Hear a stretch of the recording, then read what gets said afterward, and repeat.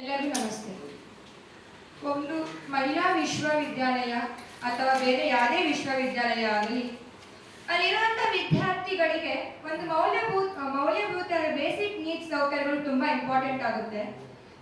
ಅದರಲ್ಲಿರುವಂಥ ಇದು ಎಸ್ಪೆಷಲಿ ಮಹಿಳಾ ವಿಶ್ವವಿದ್ಯಾಲಯ ಆಗಿರೋದ್ರಿಂದ ವಿದ್ಯಾರ್ಥಿನಿಗೆ ಬೇಕಾಗಿರುವಂಥ ಮೌಲ್ಯಭೂತ ಸೌಕರ್ಯಗಳು ತುಂಬ ಅಗತ್ಯ. ನಾವು ಇನ್ನೆಲ್ಲಿ ಹೋದಂಥ ಸಂದರ್ಭದಲ್ಲಿ ಪ್ರತಿಯೊಂದು ಕ್ಲಾಸ್ ತರಗತಿಗಳನ್ನು ನೋಡಿದಾಗ ಅಲ್ಲಿ ಸಿಸಿಟಿವಿ ಕ್ಯಾಮೆರಾಗಳೇ ಇಲ್ಲ. ಹೀಗಿರ್ಬೇಕಾದ್ರೆ ವಿದ್ಯಾರ್ಥಿನಿಯರಂತ ಕ್ಲಾಸ್ ತರಗತಿಗಳಲ್ಲಾಗಲಿ ಶಾಲೆ ಕಾಲೇಜಿನಲ್ಲಾಗಲಿ ಸಿಸಿಟಿವಿ ಕ್ಯಾಮೆರಾ ಇಲ್ಲ ಅಂದ್ರೆ ವಿದ್ಯಾರ್ಥಿನಿಯರ ಸುರಕ್ಷತೆಗೆ ಕ್ರಮ ತಗೊಳ್ತಿದೆ ವಿಶ್ವವಿದ್ಯಾಲಯ.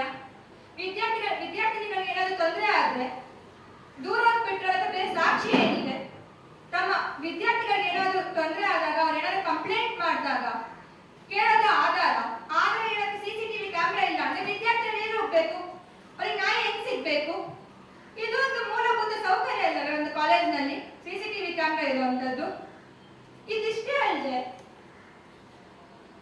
ಇನ್ನೊಂದು ಬಹಳ ಮುಖ್ಯವಾಗೋದು ಯಾವುದೇ ಕಾಲೇಜಿನಲ್ಲಾಗಲಿ ಶೌಚಾಲಯ. ಅದು ವಿದ್ಯಾರ್ಥಿನಿಯ ಶೌಚಾಲಯದಲ್ಲಿ ಇನ್ನ ಹೆಚ್ಚಿನ ಸ್ವಚ್ಛತೆಯನ್ನು ಕಾಪಾಡೋದು ಒಂದು ಕಾಲೇಜಿನ ಕೆಲಸ ಆಗಿರ್ತದೆ. ಯಾಕಂದ್ರೆ ವಿದ್ಯಾರ್ಥಿನ ತುಂಬಾ ತುಂಬಾ ಸೂಕ್ಷ್ಮ ಆಗಿರೋದ್ರಿಂದ ಅವರಿಗೆ ಆರೋಗ್ಯಗಳು ಸಹ ತಪ್ಪುತ್ತದೆ. ಅದು ನೀಟಾಗಿ ಕ್ಲೀನ್ ಇರಬೇಕು, ಹೈಜೀನ್ ಇರಬೇಕು, ಸ್ವಚ್ಛತೆ ಆಗಿರ್ಬೇಕು.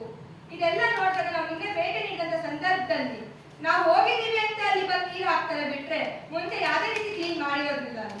ನಾನು ನೋಡಿದ್ದೀನಿ, ಅಲ್ಲಿ ಹೋಗಿರೋದು ಅನ್ಬೋದಿದ್ದಾನೆ ಹೇಳ್ತಾ ಇರೋದು. ಆಮೇಲೆ ಕುಡಿಯೋ ನೀರಂತ ಬೋರ್ಡ್ ಹಾಕ್ತಾರೆ, ಅಲ್ಲಿ ಕುಡಿಯೋ ನೀರಿರಲ್ಲ, ಶಿಂಕ್ ಇರುತ್ತೆ. ಇಡೀ ಕ್ಯಾಂಪಸ್ ಒಳಗೆ ಎಲ್ಲಿ ಕುಡಿಯೋ ನೀರಿನ ವ್ಯವಸ್ಥೆ ನಮಗೆ ಕಾಣಿಸ್ಲಿಲ್ಲ. ಹಾಗಿರ್ಬೇಕಾದ್ರೆ ವಿದ್ಯಾರ್ಥಿಗಳಿಗೆ ಈ ಬೇಸಿಗೆ ಕಾಲದಂತ ಗಾಳಿನಲ್ಲಿ ವಿದ್ಯಾರ್ಥಿಗಳಿಗೆ ದಾಹ ಆದಾಗ ವಿದ್ಯಾರ್ಥಿಗಳಿಗೆ ನೀರು ಎಲ್ಲಿ ಸಿಗುತ್ತೆ? ಏನಾದ್ರು ಆಲ್ಟರ್ನೇಟಿವ್ ಆಪ್ಷನ್ಸ್ ಇರ್ಬೇಕಲ್ಲ ಕಾಲೇಜಿನಲ್ಲಿ. ಇದು ಯಾವುದು ಇರ್ಬೇಕಾದ್ರೆ ಇದೊಂದು ಬೇಸಿಕ್ ನೀರು, ಕುಡಿಯೋ ನೀರು. ನಾವು ಒಂದ್ ತಾಸು ಅಥವಾ ಅರ್ಧ ಗಂಟೆ ನೀರು ಕುಡಿಲಿಕ್ಕಂದ್ರೆ ಆಗಿಲ್ಲ ಅಂದಾಗ ನಮ್ಗೇನು ಮಾಡ್ಲಿಕ್ಕೆ ಆಗೋದಿಲ್ಲ, ನಮ್ಗೆ ಕಷ್ಟ ಆಗುತ್ತೆ. ಅಂಥದ್ರಲ್ಲಿ ದಿನಗಟ್ಟಲೆ ವಿದ್ಯಾರ್ಥಿನಿಗಳಿಗೆ ನೀರಿಲ್ದಂಗೆ, ನೀರಿನ ಸೌಕರ್ಯ ಇಲ್ದಂಗೆ ಅವ್ರು ಹೆಂಗಿರ್ತಾರೆ? ಅವ್ರಿಗೆ ಆರೋಗ್ಯ